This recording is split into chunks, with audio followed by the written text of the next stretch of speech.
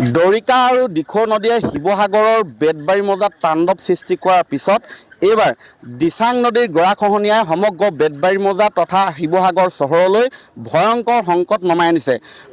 ইয়াৰ শিৱসাগৰৰ বোকাবিল বৰপাত্ৰ গোহাঁই গাঁৱৰ যি মূল মথাউৰি, সেই মথাউৰিৰ দৃশ্য দেখুৱাইছোঁ।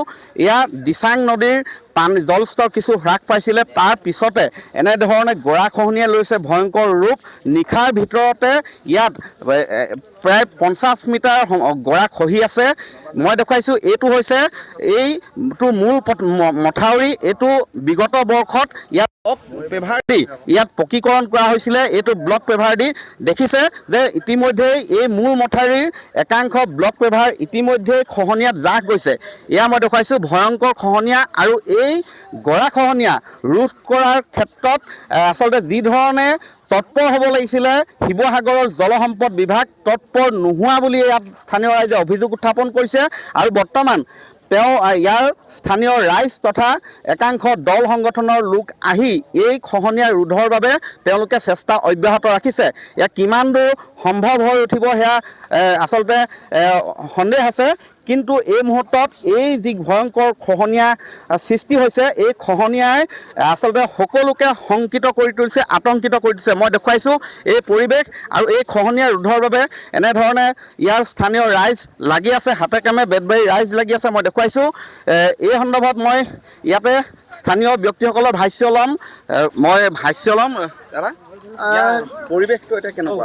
পৰিৱেশটো অতি ভয়ংকৰ হৈ আছে। এতিয়া আজি ডিপাৰ্টমেণ্টৰ মানুহ মাত্ৰ হেৰিয়াত দুজন অকল আমি দেখিছোঁ।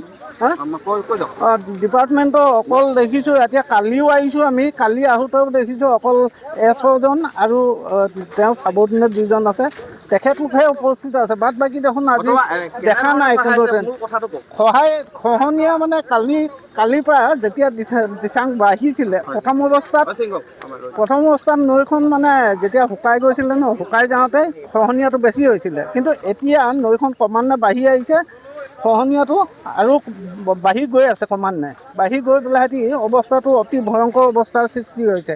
হয়, ইয়াতে মই দেখিছোঁ বীৰলাচি থানাৰ নেতা শৃংখল চলিহা আহি হাতে কামে লাগিছে। তেওঁ ইয়াৰ পৰিৱেশটো সন্দৰ্ভত খুব ভয়ানক পৰিৱেশ। আৰু এইটো ঠিকাদাৰ লুণ্ঠন বুলি ক'ব লাগিব। এইটো নতুন মথাউৰি, এইটো কেনেকৈ এইটো অৱস্থা হৈছে। এই কমিশ্যন খাই নেতা মন্ত্ৰীবোৰে আমাৰ গোটেই জাতিটো শেষ কৰিছে। এতিয়া এই ইয়াত যদি ভাঙিবলৈ হয়, আমাৰ শিৱসাগৰ শেষ। এনেও শেষেই, শিৱসাগৰ সম্পূৰ্ণ শেষ হ'ব যদি এইখিনি ভাঙিবলৈ হয়। হয়, মই দেখুৱাইছোঁ ইয়াত এজোপা বাঁহ গছ আছে। সেই বাঁহ গছজোপাই কিছু ইয়াত প্ৰতিৰক্ষা দি আছে। সেই বাঁহ গছজোপাৰো আচলতে ইয়াত এটা ফাঁক মেলিছে। মই দেখুৱাইছোঁ এই বাঁহ গছজোপা যদিহে গুচি যায় তেনেহ'লে ইয়াৰ আৰু এটা অংশ মথাউৰিটো খহি গুচি যাব। আৰু এয়া মই দেখুৱাইছোঁ, এয়া শিৱসাগৰৰ বোকাবিল বৰপাত্ৰ গোহাঁই গাঁৱৰ যিটো এইটো মূল মথাউৰি দিচাঙৰ, এই মথাউৰিটো এনেধৰণে বৰ্তমান ছিঙি নিয়াৰ উপক্ৰম হৈছে দিচাং নদীৰ গৰাখহনীয়াই।